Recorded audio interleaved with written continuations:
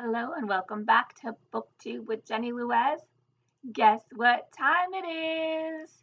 It's time for a Christmas book haul, y'all. I've got 5 books from Thrift Books to review with you.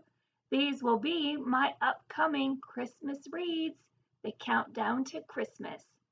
Okay, so it's not Christmas in July, it's Christmas in August.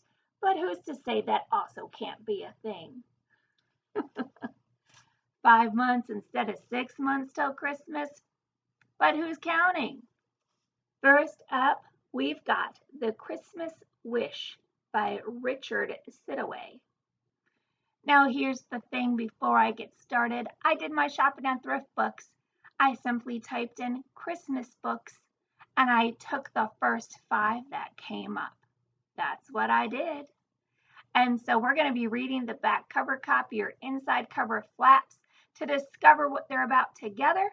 I'll also read the first sentence and then rank them the way in which I believe I'll be reading them based on my interest and what sounds best. So here we go. The Christmas Wish, Richard Sidaway. It says on the front that it was a CBS movie starring Debbie Reynolds. So somewhere back in the day, this book became a TV movie. I don't know about you, but to me, that already bodes well for this book. The back cover copy reads, with an inspiring message wrapped in an irresistible mystery, this heartwarming Christmas tale will be cherished by anyone who appreciates the magic of Yuletide classics, old and new. Now the inside cover copy. At the age of 4, Will Martin lost his parents and went to live with his grandparents. The warm memories of life in a small town and the old-fashioned Christmas holidays he and his grandparents shared sustained him as a young man making his way in the world. Years later, Will takes a leave of absence from his job in New York City to return home after his grandfather's death to help run the family real estate business. There he discovers something about his grandfather's past that shatters him and the memories of the life he so loved. At dinner one evening, his grandmother tells Will that she has been reading her husband's journals and learned that every Christmas Eve, when she and Will were out doing their traditional last-minute shopping, her husband was seeing a woman named Lillian. This year's grandmother's Christmas wish is for Will to find out who Lillian is and why Will's grandfather, a seemingly devoted husband, saw Lillian every year for more than 27 years and never mentioned her name. As Will struggles to salvage the family business and learn the truth about Lillian, he approaches a revelation that teaches him a lesson in the power of kindness, forgiveness, and love to uplift an entire community and touch each life within it. With an inspiring message wrapped in an irresistible mystery, this heartwarming Christmas tale will be cherished as a wonderful gift of the season by anyone who appreciates the magic of Yuletide classics, old and new. And now for the first sentence. Chapter 1, page 13. The silver Jaguar XJ6 sent pinwheels of red and gold leaves into the autumn twilight as Will Martin left the interstate and approached the town of his birth. Country mouse turned city mouse. Which type of mouse does he end up choosing to be? My bet is on the country mouse. What do you think? Now, what the Christmas Wish has going for it is its size. I love a good small book, one that's easy to hold in your hands, fits just right into the palm of your hand. Although in this particular small book, the words are a little extra small. Couple that with the back cover copy, the inside cover flap, and the first sentence. You know what? I'm going to put A Christmas Wish in last place for now. Next, we have The Christmas Clock by Kat Martin. The inside cover copy reads, Teddy Winters was 8 years old that Christmas, too young to understand all the undercurrents swirling around him in the tiny Michigan town of Dreyerville. He wasn't able to value that Christmas for the miracle it truly was.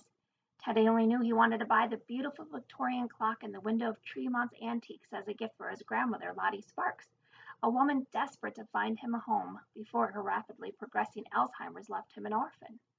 But he didn't know that in trying to buy the clock, he would meet Sylvia Winters and Joe Dixon. A couple once in love, desperate to overcome the past, He didn't know he would form a friendship with his neighbors, Floyd and Doris Culver, two people struggling to revive their long-dead marriage. He didn't know that these people would fill his Christmas with magic and hope, that the love of his friends would change his world, and that he would forever change theirs. And on the front cover copy, it's lauded as being the perfect stocking stuffer. Now, onto this book's first sentence. Prologue, page 1. There are years in our lives that change us, mold us forever in some way. Okay, well, this book certainly had me at hello. I'm going to go ahead and put the Christmas clock in the number 1 slot. Next up is Max Lucado's Christmas Candle.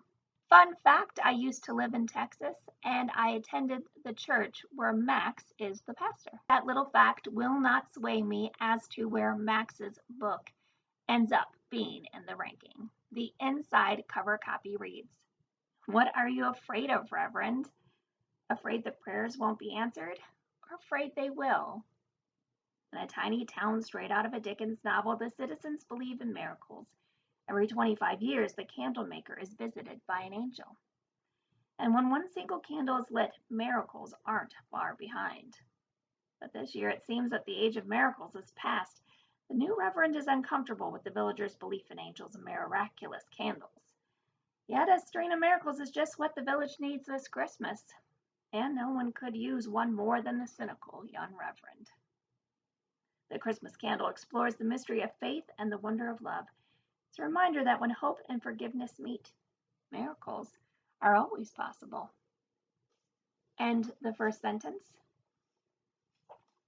December 1664, page 1.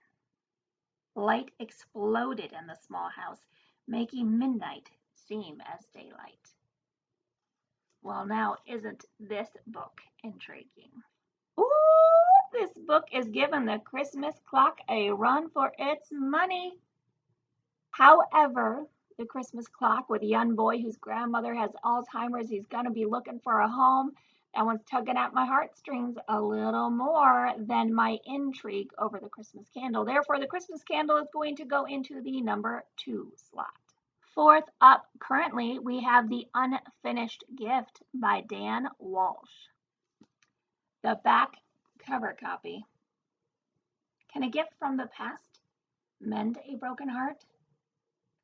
Ian Collins is an old man without his son. Patrick Collins is a young boy without his father. On his Christmas list are only 3 items. He wants the army to find his father, he wants to leave his grandfather's house, and he wants the dusty wooden soldier in grandfather's attic, the one he is forbidden to touch. The inside cover copy. Everything else in the room had suddenly gone out of focus. There was only the wooden soldier. Set at Christmas time in 1943, The Unfinished Gift is the engaging story of a family in need of forgiveness. With simple grace, it reminds us of the small things that affect powerful change in our hearts. A young boy's prayers, a shoebox of love letters, and even a half-carved soldier long forgotten. This nostalgic story of reconciliation will touch your heart. And on the front cover copy, it says, make sure you have a tissue nearby because you are gonna need it. A good Christmas cry? Chapter 1, page 9. December 20 of 1943. When the black sedan stopped at the traffic light, Patrick rose quietly to his knees in the back seat and peeked out the side window. Now, because this book appears to be bigger, longer, thicker than the other books I've already mentioned, and because it's situated during the time period of World War II, and because it might have the ability to make me cry, and I'm simply not in a crying mood today, this book is going to go into the last place, spot number 5. We've got one more book to go, Silver Bells by Luann Rice. The inside cover copy. Every year on the first day of December, Christopher Burney traveled from his farm in Nova Scotia to sell his Christmas trees on the streets of Manhattan. It was said that the Cape Breton trees were special, that the northern lights charged the needles with magic. But this year there'd be no cheer for the widower and his 12-year-old daughter, Bridget. For New York City had taken Christie's only son, headstrong 16-year-old Danny, who'd run off without a trace save a single postcard bearing a terse, unforgiving message. I'm doing grand. Don't worry about me. Christie wouldn't have come to the city at all if it weren't for the business and to set up his trees on the corner where he last saw his son, in case Danny came back. Librarian Catherine Turney used to love the holidays, the lights, the carols, the nip, and the air. She and her husband had always reveled in the spirit of the season and sharing their own joy and love with those less fortunate. But after Brian's death on Christmas Eve 3 years earlier, the festivities seemed to start too early and last too long. Just before he died, Brian told his wife that he'd never leave her, that every year he'd give Catherine a sign. Now the season was here again, a season of separation and sadness, and Catherine wanted to rush through it as quickly as possible. On the quaint Chelsea street where she lives, Catherine will meet the tree seller from Nova Scotia. Both figured the world had forgotten the true meaning of Christmas, but they hadn't counted on finding each other, on fate, on second chances, and on a holiday gift of new love and new hope that would last a lifetime. Sappy love story, not in the mood. Just like the other book, I'm just not in the mood to cry today, and I'm definitely not in the mood for a sappy love story. So you know what? So I'm going to rank Silver Bells in the 5th spot. It will be my last Christmas read. Of course, this goes both ways. I can be reading the book that I most want to read first, or I could save that special jewel of a book for right before Christmas, like on Christmas Eve. It's a tough one. Choices. What do we do to ourselves when we do these silly book hauls? Ah, the conundrum. Bah humbug. All right, so this is how my Christmas book haul has stacked up.